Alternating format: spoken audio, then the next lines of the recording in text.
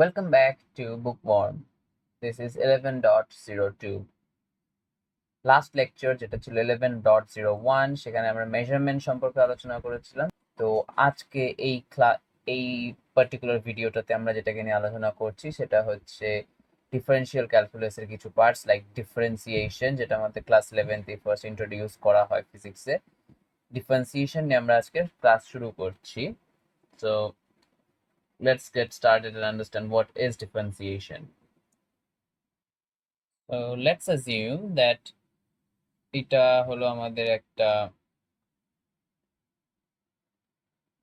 coordinate system, and we have a function f of x. তো এই function f of x টা যখন define এইভাবে like y is equals to f of x, আর যদি আমি বলি ফাংশনটা অনেকটা দেখতে এরকম,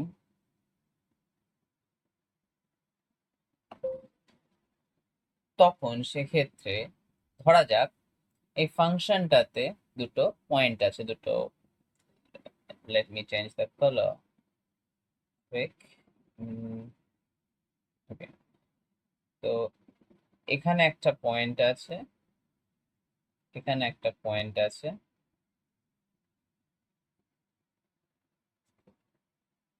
লেটস সে এটা হলো এ পয়েন্ট, এটা হলো বি পয়েন্ট। নাও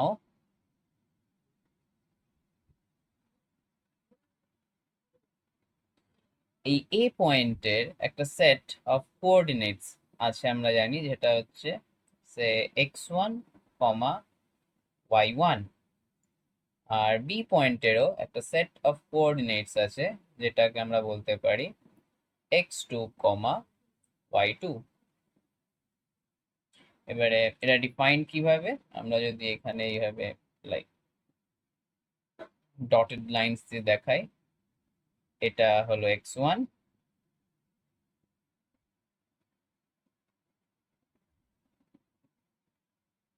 এটা হচ্ছে x2, and similarly এটা হলো y1,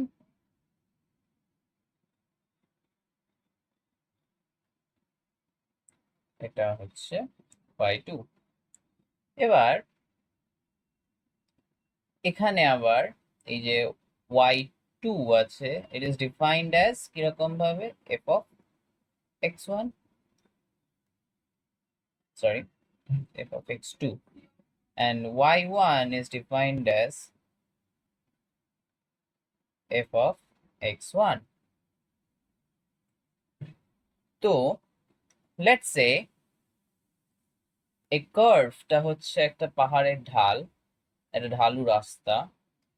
নাও পয়েন্ট এ হলো একটা ডেস্টিনেশন, যেখানে একজন ব্যক্তি যে পয়েন্ট বি তে আছে সে যাওয়ার চেষ্টা করছে। তার মানে কি হলো,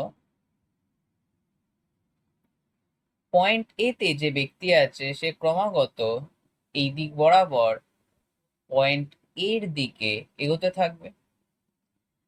তো সেক্ষেত্রে আমি বলতে পারি যে এই যে ডিস্টেন্সটা বিটুইন এক্স কোঅর্ডিনেটস সেটা ক্রমাগত কমতে থাকবে, এবং যেহেতু এক্স ভ্যালুগুলো ধীরে ধীরে চেঞ্জ হচ্ছে, স্পেশালি এটা ফিক্স পয়েন্ট যদি আমরা ধরি, সেক্ষেত্রে যেহেতু এই ভ্যালুটা ক্রমাগত চেঞ্জ হচ্ছে, এর ফলে আমার এখানের y2 এর ভ্যালুটাও ক্রমাগত চেঞ্জ হবে।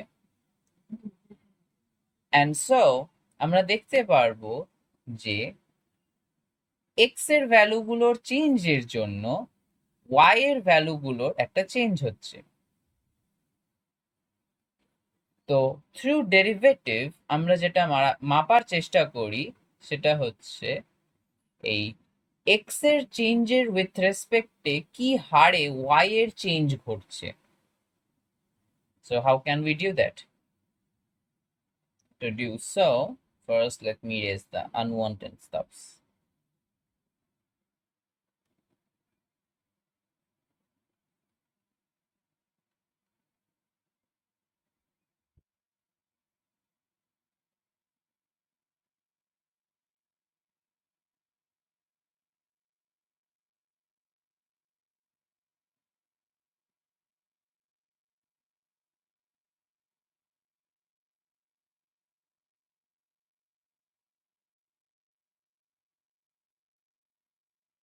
আমি এইখান থেকে দাগটা যদি আর একটু বাড়িয়ে দিই, তাহলে আমি এখানে একটা পয়েন্ট পেলাম। এবার এখানে আমরা দেখতে পাচ্ছি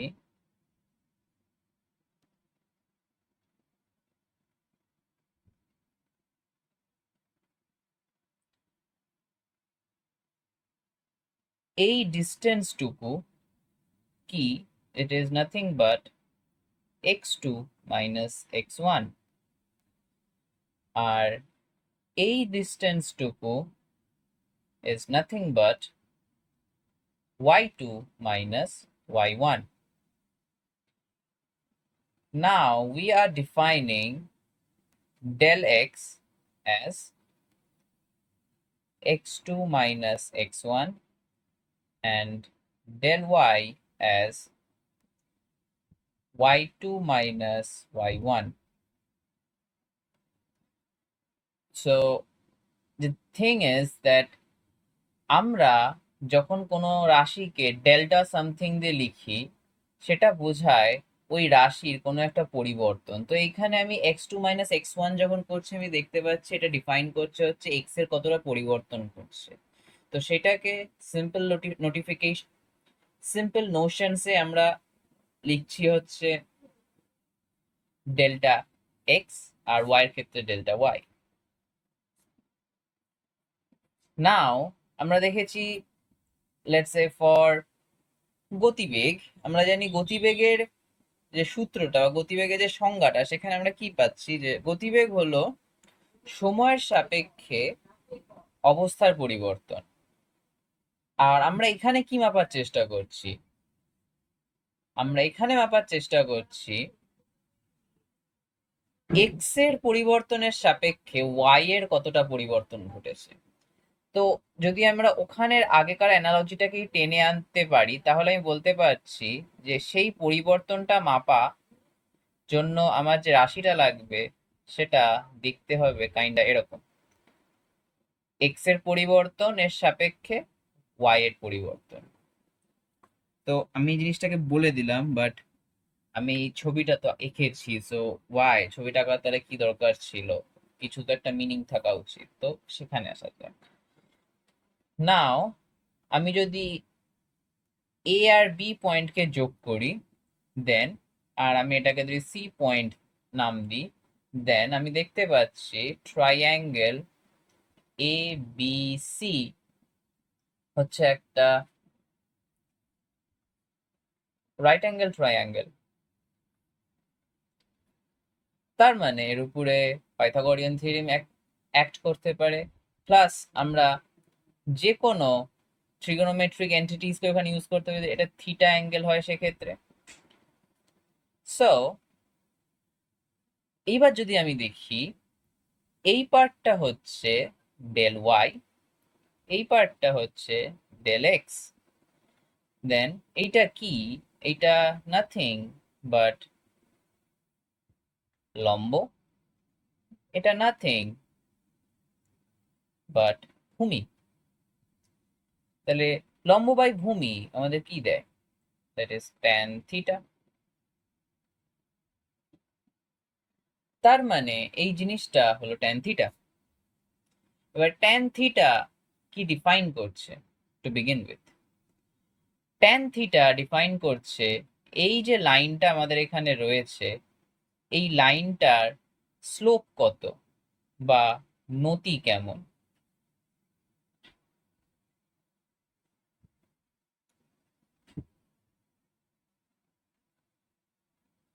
তো ডেরিভেটিভের মাধ্যমে আমরা কোনো দুটো পয়েন্টকে যদি একটা সরলরেখাতে যোগ করি ওভার আ কার্ভ, তাহলে সেই পয়েন্টটা মানে সেই লাইনটা নতি কিরকম, স্লোপ কিরকম সেটা আমরা বের করতে পারি। আর সেই স্লোপটা ডিফাইন করে হচ্ছে যে ওই নির্দিষ্ট কার্ভ বরাবর আমার ওয়াই এক্স কোঅর্ডিনেটের চেঞ্জেস এর জন্য ওয়াই কোঅর্ডিনেটের কিরকম হারে পরিবর্তন ঘটবে। Okay, so del y del x হলো আমার ট্যান থিটা, এটা হচ্ছে স্লোপ। অল গুড, সব ভালো। তাহলে এবার কি করছি আমরা, তাহলে এইটা এখনই ফার্স্ট ফার্স্ট থিং, এটা এখনই ডেরিভেটিভসে আসেনি, এখন ডেরিভেটিভ অব্দি পৌঁছায়নি। আমরা ডেরিভেটিভ যাওয়ার চেষ্টা করছি, কি করে যাচ্ছি, কি করে যাব। তো আমরা কি বলেছিলাম, এই যে পার্সন বি পয়েন্টে আছে সে ক্রমাগত এ পয়েন্টটার দিকে আগাচ্ছে, মানে বি পয়েন্টটা যদি at a side time T equals to 1 এ এইখানে রয়েছিল, সে টাইম ইকুয়ালস টু 3 তে বি পয়েন্টটা এখানে চলে আসবে। সো কেন, সে এই দিকে আগাচ্ছে বলে ক্রমাগত। দেন আমি কি বলতে পারি, ডেল ওয়াইটা ছোট হচ্ছে আগের তুলনায়। কেন? কারণ ডেল এক্স ছোট হচ্ছে আগের তুলনায়। সো যখন এই বি পয়েন্টটা এ পয়েন্টের খুব কাছে চলে আসবে, but the thing is in calculus B point কখনোই এ পয়েন্টে পারফেক্টলি রিচ করতে পারবে না। তার মানে এ পয়েন্টটা কখনোই বি পয়েন্টে কনভার্ট হতে পারবে না, বা শুড সে বি পয়েন্টটা কখনোই এ পয়েন্টে কনভার্ট হতে বা ইকুইভ্যালেন্ট হতে পারবে না। They will never reach at the same point, there will always be a certain distance between them.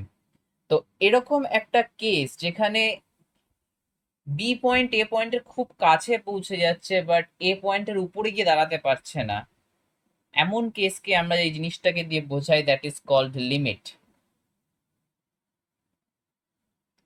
তো এই লিমিটকে যখন আমরা অ্যাড করছি তখন আমরা কি বলছি, যে আমি ডেল এক্স যেটা হচ্ছে x two minus x one, সেটাকে আমরা টেন্স টু জিরো করে দিচ্ছি, মানে এতটাই ছোট যেটা জিরোর কাছাকাছি বাট কখনোই জিরো নয়। তার মানে কি হলো, এক্স টু কখনো এক্স ওয়ানে গিয়ে পড়বে না, সিমিলারলি ওয়াই টু কখনো ওয়াই ওয়ানে গিয়ে পড়বে না, মানে বি পয়েন্ট কখনোই এ পয়েন্টে রিচ করবে না বাট খুব কাছাকাছি পৌঁছাবে। তো যখন এই লিমিটটা এই ডিওয়াই ডিএক্স এর উপরে কাজ করবে, তখন অ্যাট দ্য এন্ড আমি যে জিনিসটা পাবো সেটাই হচ্ছে derivative of y with respect to x, মানে dy dx is defined as limit delta x tends to zero del y del x. So this is what we called as derivatives. Let's do it like this. Okay. তো এবার হচ্ছে integration. তো ইন্টিগ্রেশনের ক্ষেত্রে আমরা কি করছি, ইন্টিগ্রেশনে যেটা মেইন মেইন কথা, ডেরিভেটিভে আমরা রেট অফ চেঞ্জ মেপেছি, integration is kind of summation, a continuous sum under a curve হচ্ছে আমাদের ইন্টিগ্রেশন। কোথায় গেল, হ্যাঁ, ইন্টিগ্রেশন জিনিসটা নাথিং বাট আ সাম। কেমন সাম, এটা হচ্ছে একটা কন্টিনিউয়াস সাম।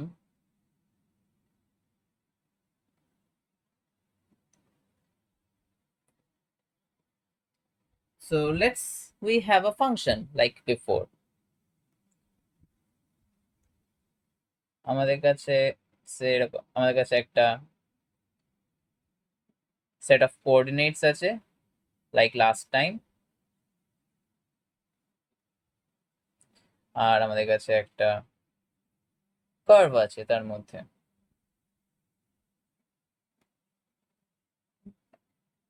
এন্ড এটা হচ্ছে x ইকুয়ালস টু a, এটা হলো x ইকুয়ালস টু b। এবার আমরা এখানে যেটা করার চেষ্টা করছি সেটা হলো বা আমরা এটা এইভাবে না করে এইভাবে করাটা বেশি সুবিধাজনক আই বুঝছে। এটা হলো x1, এর থেকে সার্টেন ডিস্টেন্স দূরে এখানে আছে হচ্ছে x2, আবার সার্টেন ডিস্টেন্স দূরে এখানে আছে x3 ডট ডট ডট, এটা হচ্ছে আমার xn। এই মাঝখানে আবার একটা রয়েছে সে xi। এবার ফার্স্টের যে x1 ছিল সেটাকে আমরা বলতে পারি a, আর xn যেটা লাস্ট ওয়ান সেটাকে বলতে পারি আমরা b। ওকে, নাও আমরা যেটা এখানে ইন্টিগ্রেশনের চেষ্টা করছি করা সেটা হচ্ছে এই যে কার্ভটা আছে, কার্ভটার আন্ডার, কার্ভের নিচে যে এরিয়াটা কভার্ড রয়েছে কার্ভটার দ্বারা, আর এই boundary x1 equals to a আর xn ইকুয়ালস টু b, এই দুটো বাউন্ডারি দ্বারা যে কভার্ড রিজনটা তার এরিয়া কত সেটা বের করার চেষ্টা করছি। তো সেটা আমরা কিভাবে করতে পারি, তো আমি ফার্স্টে এই ফুল কার্ভটা, কার্ভের আন্ডারের নিচের এই অংশটাকে এরকম ছোট ছোট ছোট ছোট অংশে বিভক্ত করে দিলাম, যাদের এই থিকনেসটা সবার সেম, এই থিকনেসটা সবার সেম।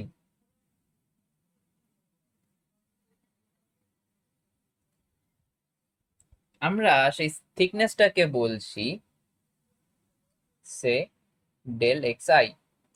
ডেল কেন, অ্যাজ এটা কি x2 - x1 এর ডিফারেন্স।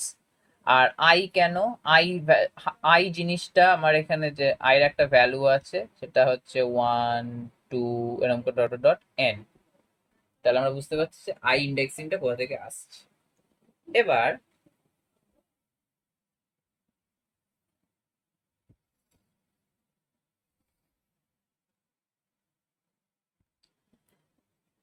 আমি দেখতে পাচ্ছি আমার এই স্টার্টিং এ, সে এই স্টার্টিং এর যে পয়েন্টটা রয়েছে তার বরাবর এই যে হাইটটা, এটাকে যদি আমি এরকম টানি এখানে, তাহলে এই জিনিসটা কত, এটা হচ্ছে এফ অফ x1। তারপরে আমি এটাকে বাড়িয়ে দিয়েছি, বাড়িয়ে এই দাগ অবধি নিয়ে এসেছি। তো এই যে আমার এইখানে একটা ছোট্ট রেক্ট্যাঙ্গুলার রিজন তৈরি হলো,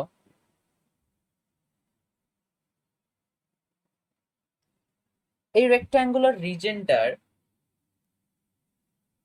দৈর্ঘ্য হচ্ছে কত, এফ অফ x1, প্রস্থ হচ্ছে কত, ডেল্টা এক্স আই, বা আমরা যদি এখানে বলি ডেল্টা x1 হোয়াটসঅ্যাপ, তোমরা ডেল্টা এক্স আই বলি, দ্যাট উইল বি, বা ডেল্টা x1, ওকে ডেল্টা x1, ওটা হচ্ছে ডেল্টা x1।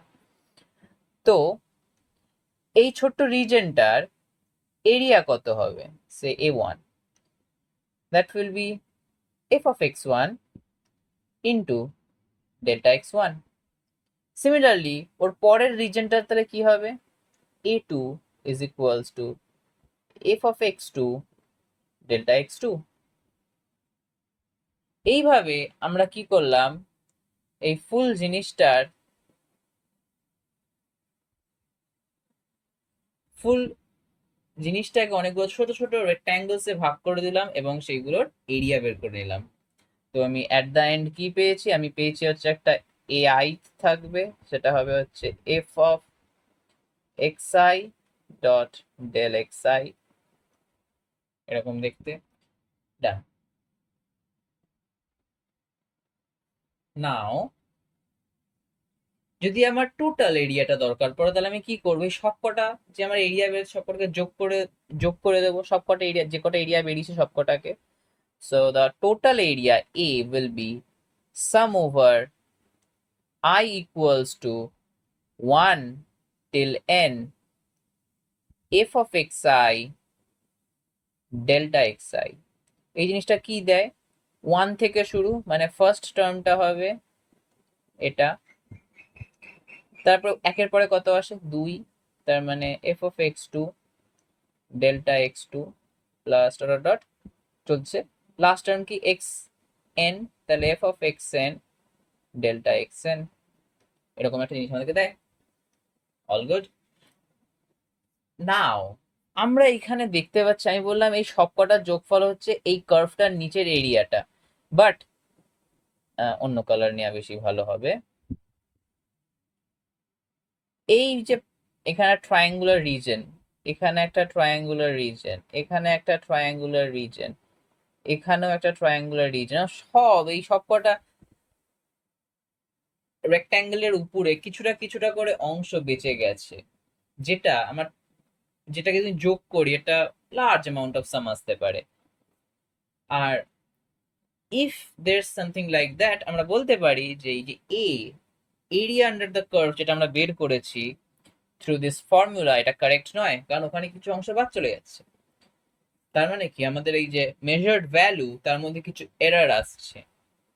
তো সেই এররটাকে আমাদের যদি মেকআপ করতে হয়, তো আমরা কি করব?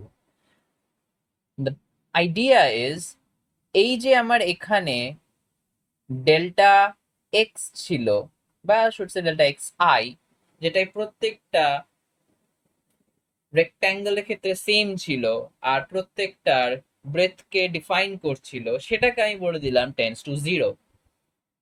যদি তা হয়, এই যে প্রত্যেকটা গ্রিন ট্রায়াঙ্গুলার রিজন ছিল যেগুলো আমাদের এক্সেস রয়ে যাচ্ছিল, সেগুলোর এরিয়া টেন্স টু জিরো হয়ে যাবে, নিয়ারলি গুলো ভ্যানিশ করে যাচ্ছে।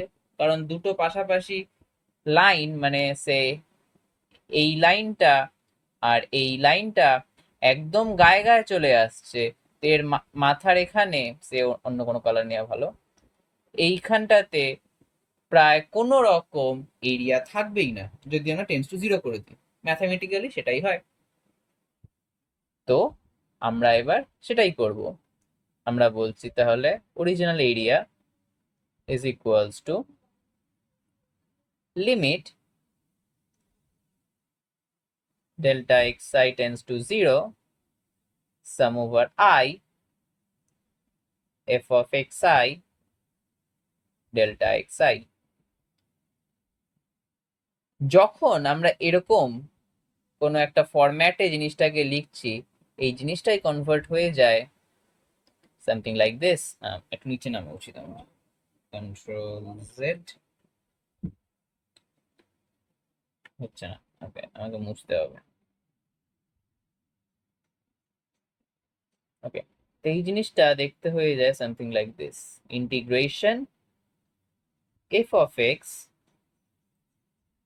dx।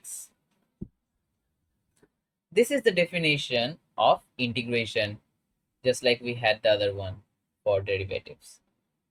So with this, we will end our class today.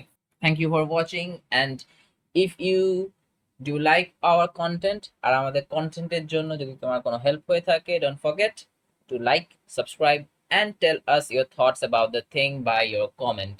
Also, do share our videos to your friends and let them be helped as well, like yourself. So thank you, goodbye, see you in the next video.